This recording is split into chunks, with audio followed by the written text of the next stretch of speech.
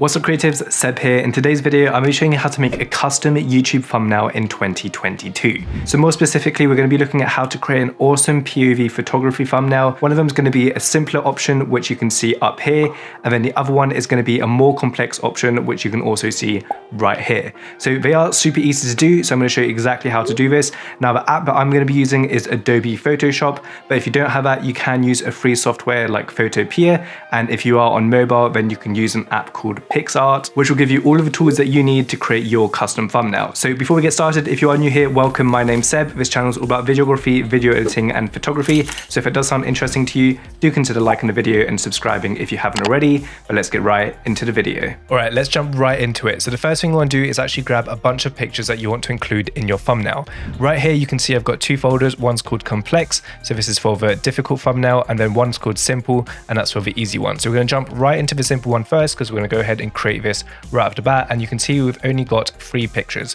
This one right here is actually the thumbnail itself, so it doesn't count. So we got is 2 pictures of Paris, and then here we have just me holding the camera. Now this is actually a little hack you can do if you're doing POV photography style videos and you actually forget to take a screenshot or a picture of you holding your camera. You can actually just do it in your room and just do some Photoshop magic and it will look great. So first things first, because this is a DNG, I'm just going to click on that. It's going to open up Photoshop and then import my image. All we have to do from here is click on the quick selection tool, then do select subject, and then it's going to automatically select our camera right here. And you can see it's done a pretty good job, but we're actually just going to improve this. So all it has is the hand, the arm, and the camera. So I'm going to quickly fix this up so it has all of the elements that I want to include. So now we've fully selected the subject. What you can do is either add some feather, or you can just completely remove the background by pressing on this button right here. And now you can see it's removed that. So this thumbnail itself is actually really simple. I'm just going to rotate this so it's a little bit more straight. I'm going to press enter, and then what we're going to do is just move this to the corner right here. And now all we have to do is actually just import our 2 pictures. So we've got those 2 pictures right there.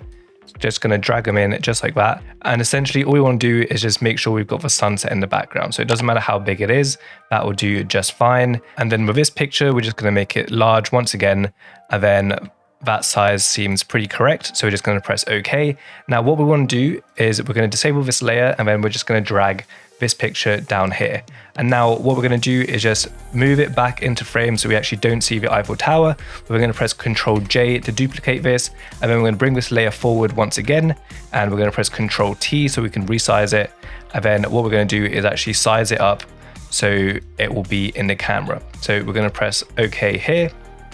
And then what we're going to do one last time is put this underneath our camera or our subject, and then we're just going to zoom in, make sure that this layer is selected, and then we're going to click on that. We're going to grab the lasso tool, and then all we're going to do is draw a square or a rectangle just like this.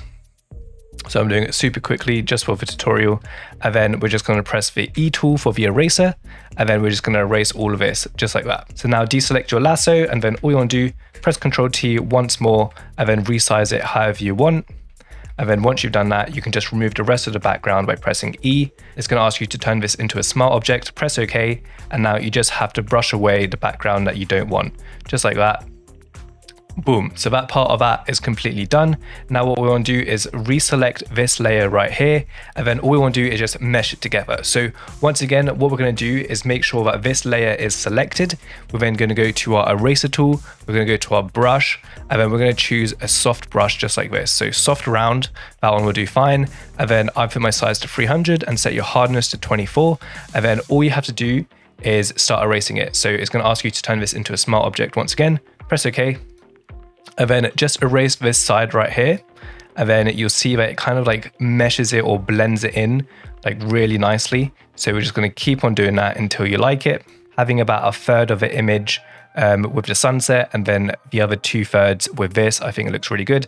And now your thumbnail is completely done. You can see it was super easy to do. Okay, so now we've done the simple one. We're now going to create our complex one. So once again, grab your complex photos, and you can see here we've got 7 photos. So here I haven't actually included the thumbnail, but here you can see you've got 7 photos. So right off the bat, we're going to go back to Photoshop, and then we're going to do File, New, and then we're going to do 1920 by 1080, and then you can put that to 300 pixels. It doesn't really matter.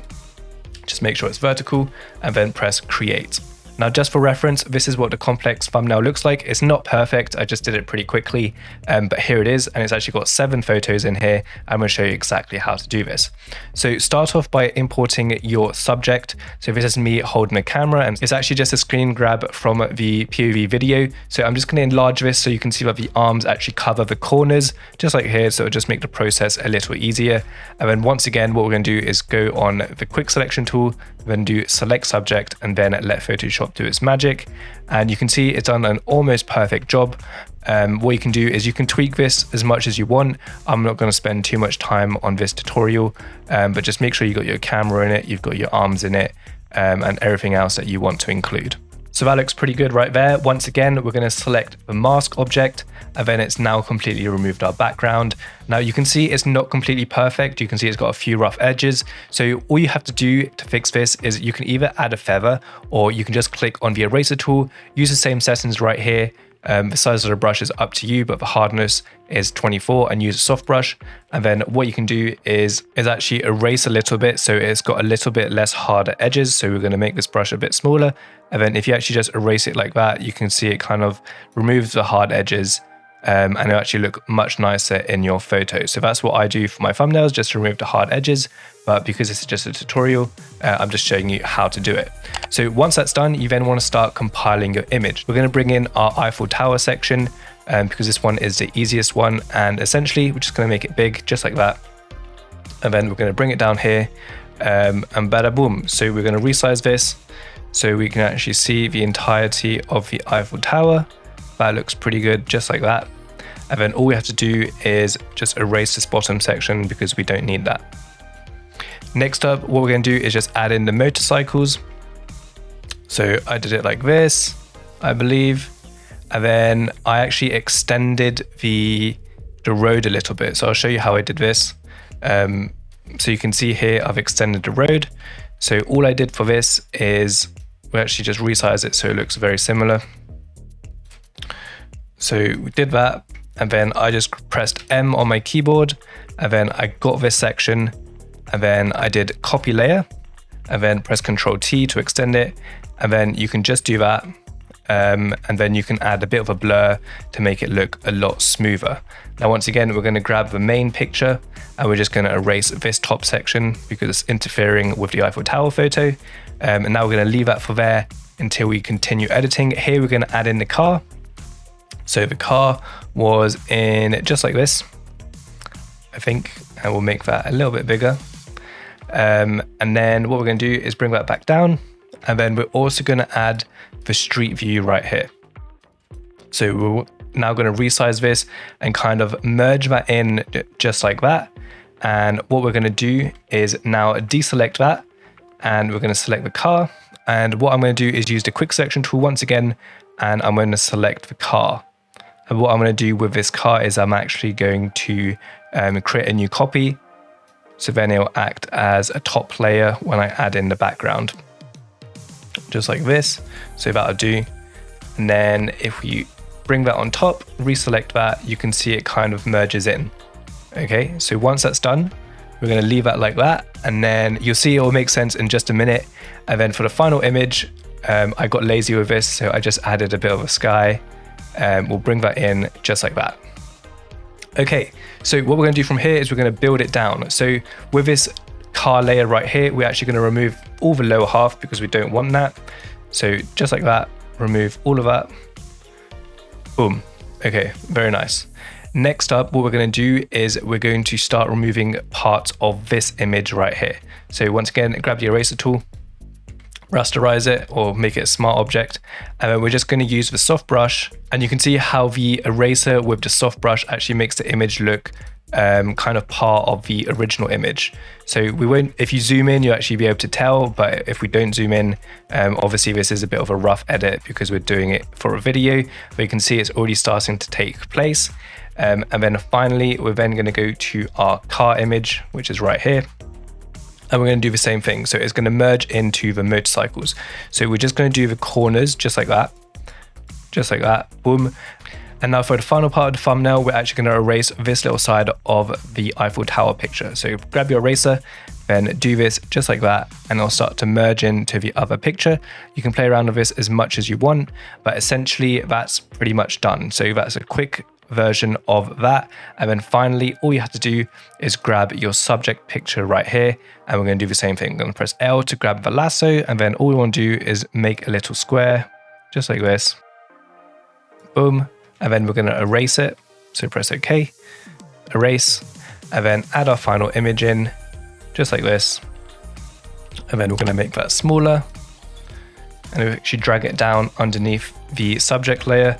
It'll bring it right into the camera. And then all you have to do is resize it to whatever you like.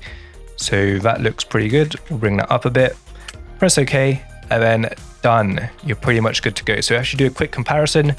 This is the original thumbnail, so it looks a little bit more polished. As you can see, like the roads here blend in really nicely, especially this section looks really good, and here I was a bit lazy.